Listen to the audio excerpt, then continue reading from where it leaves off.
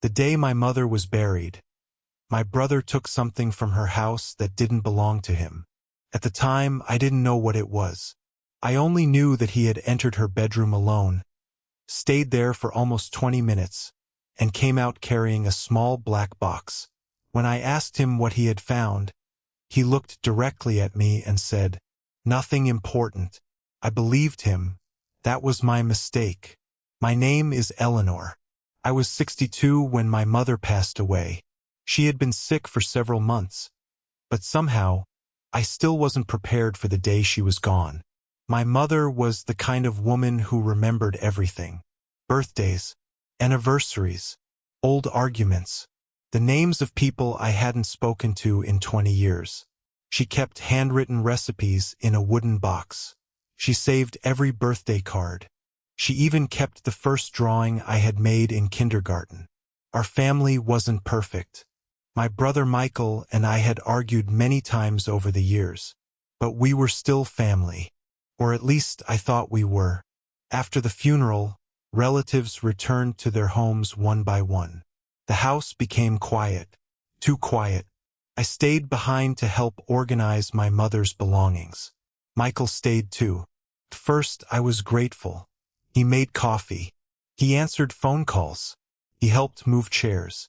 But later that evening, I noticed something strange. He disappeared upstairs. I assumed he was looking for something. Then I heard the bedroom door close. I waited. 5 minutes. 10 minutes. Then nearly 20. When he finally came downstairs, he was holding a small black jewelry box. I looked at it. "What's that?" Michael stopped. "Nothing. That doesn't look like nothing." He gave me a strange smile. "Mom didn't leave anything valuable." I frowned. I didn't ask if it was valuable. He put the box inside his jacket. "I'll explain later." "Michael." He walked toward the kitchen. I followed him. "What was in the box?" He turned around. "Some old jewelry." "What jewelry?" "I don't know." "You don't know?" He sighed. "Mom had plenty of old things." "Then why are you taking it?" His expression changed. "I wasn't taking it. You just put it in your jacket. I'm keeping it safe." "From whom?" He didn't answer. Then he said something that I still remember. "You worry too much, Eleanor." And that was the end of the conversation. Or so I thought. The next morning, Michael suggested that we start dividing Mother's belongings. I agreed. We went room by room. Her clothes, her books, her kitchen things, her photographs. Everything had a memory attached to it. I found myself holding a blue scarf and remembering the winter I had gotten married. I found an old coffee cup with a crack along the side. Mother had refused to throw it away. She always said, "Things don't become worthless just because they're damaged." At the time, I thought she was talking about the cup. Now I wonder if she was talking about people. Around noon, I noticed that Michael had already packed several boxes. "What's in those?" "Just things I want." "You should have asked." "Why?" "Because we're dividing everything together." He looked irritated. "Mom never wanted us fighting over her things." "I'm not fighting." "Then stop questioning everything I take." I looked at him carefully. There was something different about him. He seemed nervous, almost impatient. "Michael," I said quietly, "did Mom leave a will?" He immediately looked away. Probably. I don't know. She told me she had one." So we should find it." He shook his head. "We can deal with that later." But something in his voice made me uncomfortable. That evening, after Michael left, I went upstairs. I entered Mother's bedroom. Everything looked exactly as she had left it. Her glasses were on the bedside table. A book was open beside them. Her slippers were underneath the chair. I opened the wardrobe. Then the drawers. I wasn't looking for money. I wasn't looking for jewelry. I was looking for something that might explain Michael's behavior. Then I noticed the jewelry drawer. It was almost empty. I knew my mother had several pieces of jewelry. A gold necklace my father had given her. Her wedding ring. Pearl bracelet. a pair of earrings she had worn at my wedding. None of them were there. I immediately called Michael. He answered after several rings. "What? Where is Mom's jewelry?" Silence. Then he said, "I told you. She didn't have anything important." "That's not what I asked." "Eleanor, I'm tired. Did you take it?" Another silence. Then Michael said, "Some of it." My heart sank. "Why?" "Because she wanted me to have it." "How do you know?" "She told me." "When?" "Before she died." I sat on the edge of Mother's bed. "Why didn't you tell me?" "Because I didn't think I needed permission." "You're right." I paused. "You don't need my permission." "Then what's the problem?" "The problem is that Mom told me something completely different." "What?" "She said she had something important she wanted both of us to know." Michael didn't answer. "What did she tell you?" Still nothing. Then he said, "I have to go." The call ended. I stared at the phone. That was the moment I stopped believing my brother. Not because he had taken jewelry. Not even because he had hidden it. But because he was clearly hiding something else. The next day, I went back to Mother's house. I searched through her desk. Inside the top drawer, I found old bills. The second drawer contained photographs. The third contained letters. Then I found an envelope. It had my name on it. Eleanor. My hands began to shake. I opened it. Inside was a short handwritten note from my mother. There were only 2 sentences. "If Michael tells you the jewelry was his, don't believe him." I stopped breathing. Then I read the second sentence. "The jewelry is not the thing you should be looking for." I stared at the paper. What did that mean? What was I supposed to be looking for? I turned the note over. Nothing. Then I noticed something. The handwriting continued on the back of the envelope. Just 3 words. "Look beneath me." I looked toward Mother's desk, then toward the floor. For the first time, I wondered if my mother had known exactly what would happen after she died.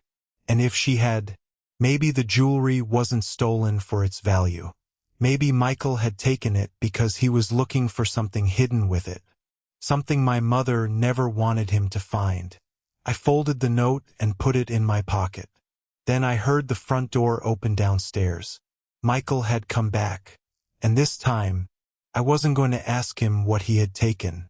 I was going to find out what he was searching for. I heard Michael's footsteps coming up the stairs. Slow, careful, almost as if he knew I was somewhere nearby. I quickly folded Mother's note and placed it inside my purse. Then I stood beside the desk and tried to look calm. Michael appeared in the doorway. "What are you doing?" "Cleaning." He looked at the desk, then at me. "You've been going through Mom's things again." "It's her house." "Not anymore." I stared at him. "What does that mean?" He immediately looked uncomfortable. "I didn't mean it like that. You just said it." "I meant that we need to start dealing with everything." I crossed my arms. "Fine." He walked into the room. For a few seconds, neither of us spoke. Then he asked, "Did you find anything?" The question was simple, but his expression wasn't. I knew exactly what he meant. I decided not to tell him about the note. "No." He nodded. "Good."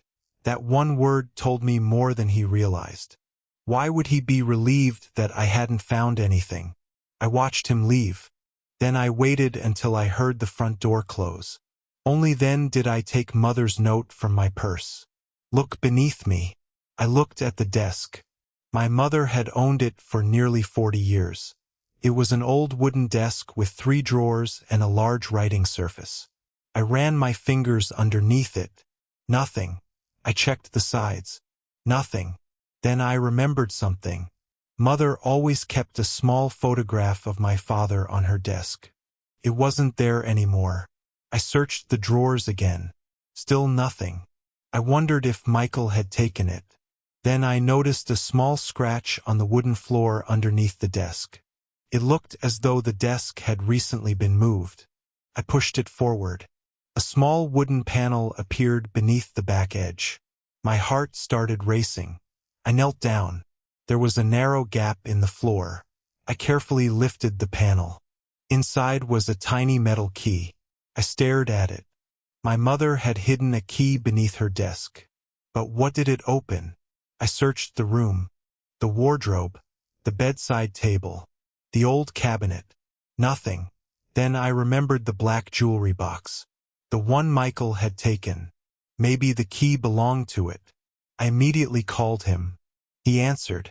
What? I found something. Silence. What did you find? A key. His voice changed. Where? Why? I just asked. You sound nervous. I'm not nervous. Then tell me what the key opens. I don't know. Michael. I have to go. He hung up. I stared at the phone. Now I was certain. He knew something. But I still didn't know what. I decided to search the rest of Mother's room. Behind the wardrobe I found nothing. Under the bed, nothing. Inside the old sewing box, nothing. Then I noticed something unusual about the wall beside her closet. There was a small wooden frame covering a section of the wall. I removed it. Behind it was a tiny lock. I tried the key. It fit. I turned it. A hidden compartment opened. Inside was a bundle of letters. And beneath them, a small photograph. I picked it up. It showed my mother standing beside my father many years ago. But there was another person in the photograph. A man I didn't recognize. On the back, my mother had written, "He knows why I kept everything." I felt a chill. Who was he? I looked through the letters. Most were old. Some were from my father. Some were from people I had never heard of. But one envelope was different. It was addressed to my mother. The date was only 8 months earlier. I opened it. The letter said, "You were right to be careful. Michael has been asking questions." I stopped. Someone had warned my mother about my brother. I read the letter again. Then I noticed the signature. Thomas. I didn't know any Thomas. At least, I didn't think I did. I searched Mother's address book. There was no Thomas. Then I found another letter. This one was from my mother. She had written, "I don't trust Michael with the truth yet." My hands began to shake. Why hadn't she trusted her own son? What had he done? And what exactly was the truth? I placed all the letters on the bed. Then I noticed something else. One envelope was empty. The flap had been opened recently. Someone had already read it. I looked at the date. It had been written only 2 weeks before Mother died.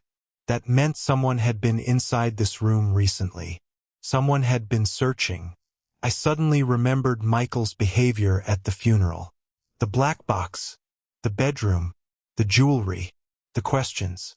He wasn't simply taking Mother's possessions. He was searching for something. I called my brother again. This time he didn't answer. I sent a message. "We need to talk." No response. I decided to visit him. When I arrived at his house, his car was outside. I knocked. No answer. I knocked again. Still nothing. Then I noticed something through the window.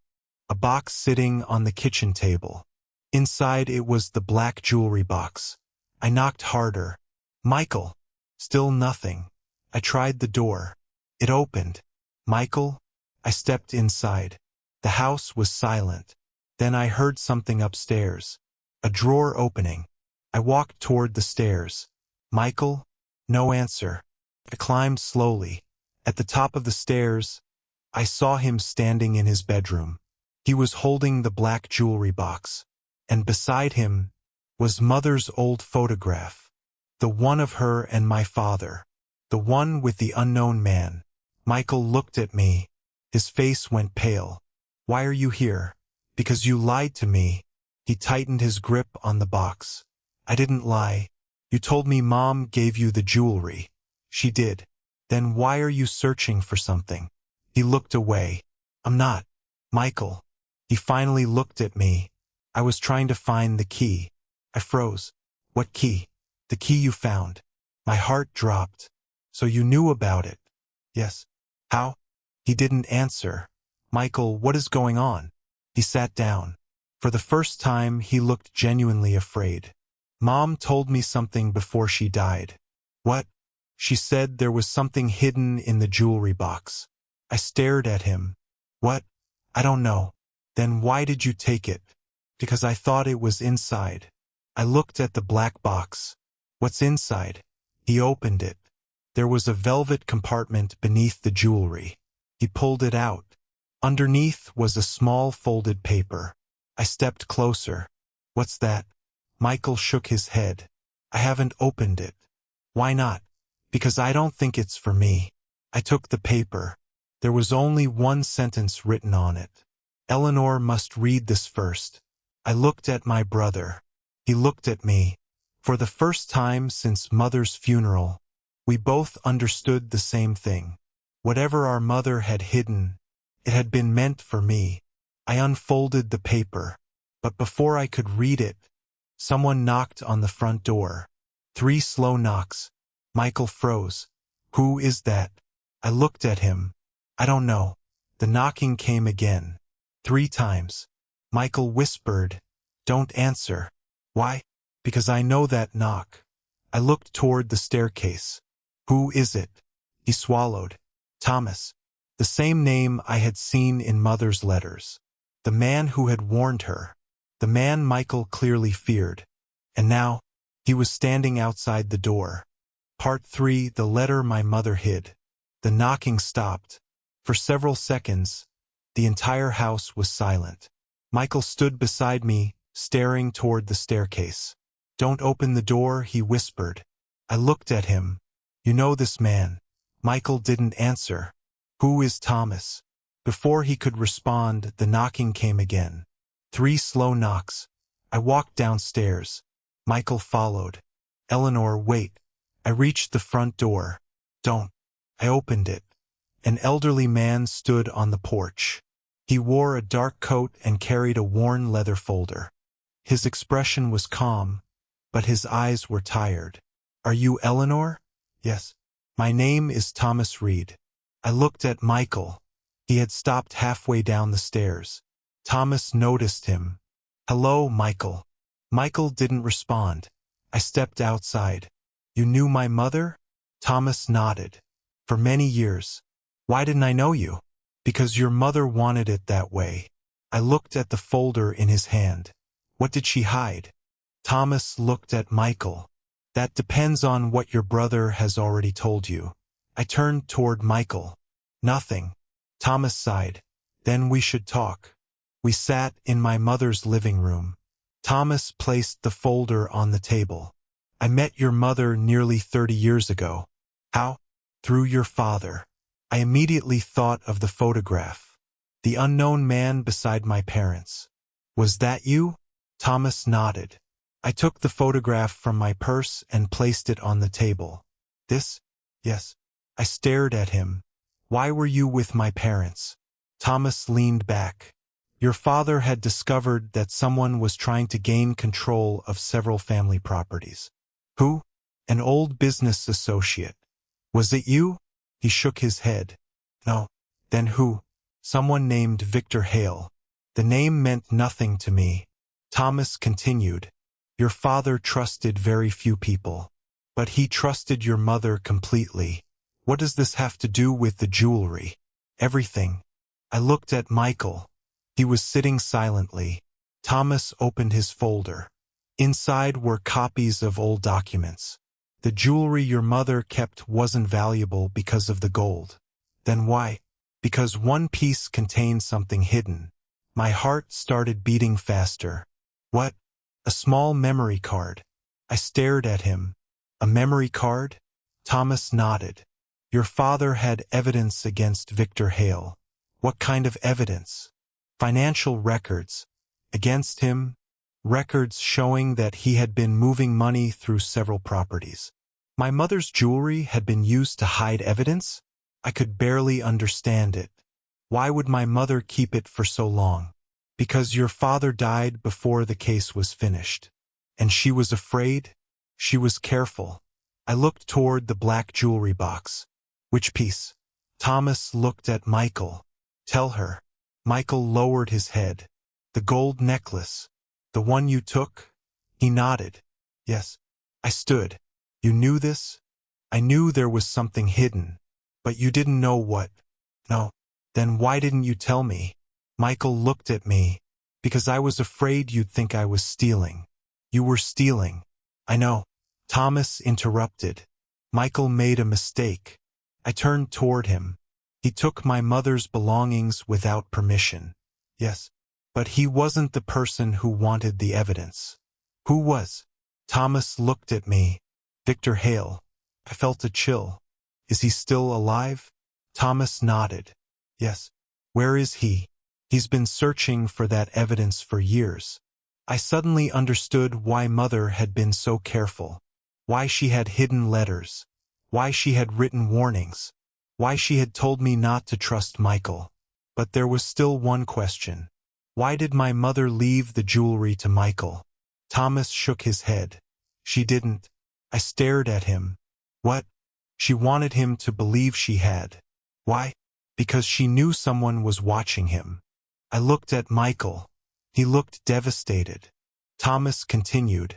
Your mother knew Michael was struggling financially. She knew he had debts. She knew someone would eventually approach him. Victor? Through another person.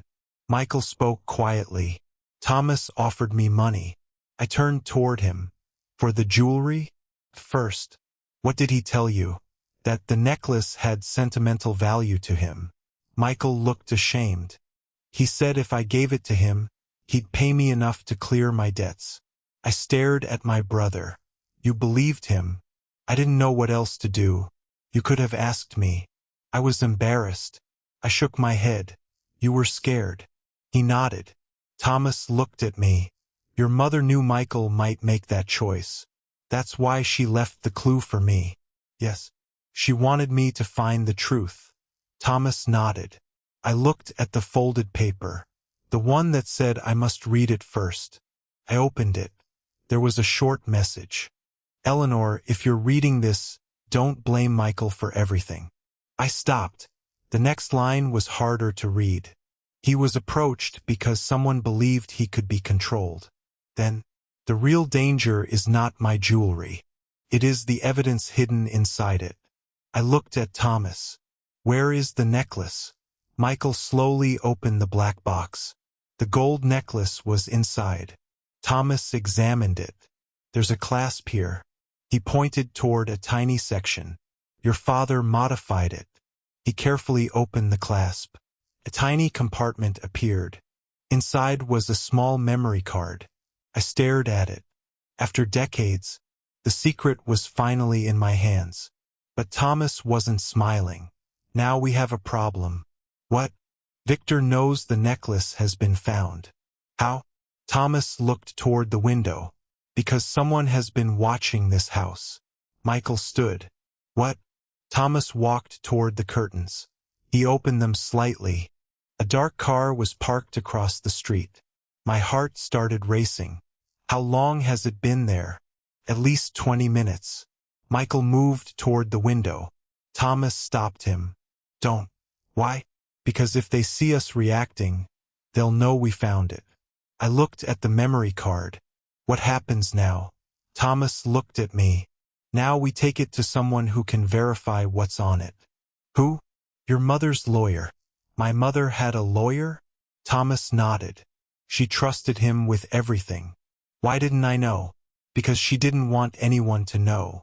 I felt tears forming. My mother had spent years protecting us. And I hadn't even realized it. I looked at Michael. Did you know about the lawyer? He shook his head. No. Thomas picked up the folder. Your mother left instructions. For what? If the evidence was ever found. He paused. Her lawyer was supposed to release one final document. What document? Thomas looked directly at me. Her final letter. I felt my heart sink. Where is it? With her lawyer. Then we go now. Thomas nodded. But Michael stopped us. Wait. I looked at him. He reached into his pocket. I have something. He pulled out a small envelope. I found this in Mom's bedroom the night of the funeral. I stared at him. Why didn't you tell me? Because I thought it was part of the jewelry. He handed it to me. My name was written on the front. But underneath it, my mother's handwriting contained 4 words. Read this with Michael. I looked at my brother. He looked at me. For the first time, we were standing on the same side. I opened the envelope. Inside was a photograph of our family. Me, Michael, our parents, taken many years ago. On the back, Mother had written, "Whatever happens, remember that you are still brother and sister." I couldn't stop the tears. Michael looked away. "I'm sorry." I nodded. "I know." Then Thomas looked toward the window. The dark car was gone. He picked up his folder. "We need to leave." "Why?" "Because whoever was watching us now knows we're moving." I held the memory card tightly. My mother had protected this secret for years. Now it was my responsibility. And tomorrow, I was going to meet her lawyer. Because somewhere inside his office was the final letter my mother had left behind. A letter that could finally explain why she had trusted me with the truth, and why she had never trusted Michael with it. The next morning, Thomas, Michael, and I met outside my mother's lawyer's office. His name was Jonathan Miller. He had represented my mother for more than 20 years. When we entered his office, he looked at me for a long moment. Then he smiled sadly. "Your mother told me you would eventually come." I sat down. "You knew this was going to happen?" "She was preparing for it." Jonathan opened a locked cabinet and removed a thick envelope. It had my mother's name written across the front. "I was instructed not to open this unless you came here with your brother." I looked at Michael. He lowered his eyes. Jonathan placed the envelope on the table. "This belongs to both of you." I opened it. Inside was a handwritten letter. My mother's handwriting. The first line made my eyes fill with tears. "My dear Eleanor and Michael, if you're reading this together." Then I was right to wait. I continued. She explained that she had known about the hidden evidence for years. She had also known that someone would eventually try to find it. But she didn't know who would come looking. So she created a plan. The jewelry would remain in the family. The necklace would stay hidden. And the person who tried to take it would eventually reveal what they were searching for. I looked at Michael. He was crying silently. The letter continued. "Michael, I know you have struggled. I know you have made choices you regret. But I never wanted your mistakes to become your identity." Michael covered his face. I continued reading. "If you took the jewelry, I want you to understand something. The jewelry was never the test. Your choice was." Michael whispered, "Mom." I couldn't continue for a moment. Then I read the final part. "Eleanor, you have always been the careful one. Michael, you have always been the impulsive one. Neither of you is perfect. But you are my children." Then came the sentence that changed everything. "If one of you falls, the other should not push you further down." I looked at Michael. He was crying openly now. Jonathan waited quietly.